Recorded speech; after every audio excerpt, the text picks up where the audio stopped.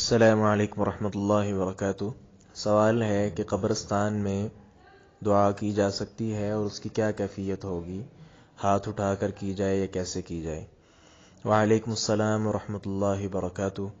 پہلی بات تو یہ ہے کہ قبرستان کے اندر جا کر خاص دعا کرنا اور یہ سمجھنا کہ یہاں دعا زیادہ سنی جاتی ہے یا یہ جو مردے ہیں یہ کوئی سفارشی ساتھ بن جاتے ہیں اللہ تعالیٰ کے ہاں، یا اس طرح کی روایات کے جن میں ہے کہ الدعاء عند قبور الانبیاء مستجاب، کہ انبیاء کی قبروں کے پاس دعا کی جائے تو وہ قبول ہو جاتی ہے، یا اس طرح کی جتنی باتیں ہیں یا روایات ہیں وہ ساری کی ساری روایات کسی بھی سند کے ساتھ پایا ثبوت تک نہیں پہنچتی، اور نہ ہی یہ بات درست ہے کہ قبرستان جو ہے یہ بھی ایک ایسی جگہ ہے کہ جہاں دعا قبول ہوتی ہے۔ ایسی کوئی بھی بات اس کا شریعت سے دور کا تعلق بھی نہیں ہے۔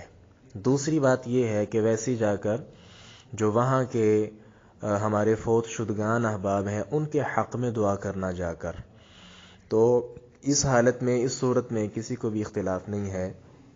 نبی علیہ السلام نے، صحابہ کرام رضوان اللہ علیہم اجمعین نے وہاں جا کر دعائیں کی ہیں۔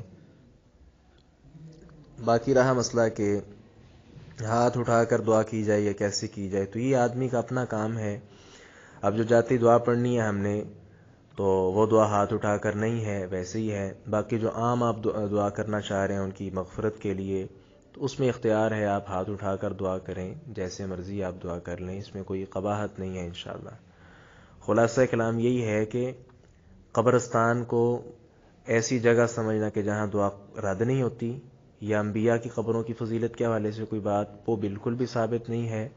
باقی میت کے حق کے لیے دعا وہ تو آپ مسجد میں بھی کر سکتے ہیں، لیکن قبرستان کی زیارت ساتھ ہو جائے تو یہ تو بھی نبی صلی اللہ علیہ وسلم نے یہ بھی ارشاد فرمایا کہ قبرستان کی زیارتیں کیا کرو، تو زیارت کی غرض سے جائیں اور جا کر جو وہاں کے فوت شدگان ہیں، آپ کے اعزاء قارب ہیں، ان کے لیے آپ دعا کر لیتے ہیں، وہ ہاتھ اٹھا کر لیں، جس طرف بھی آپ دعا کر لیں، اس میں انشاءاللہ کوئی حرج نہیں۔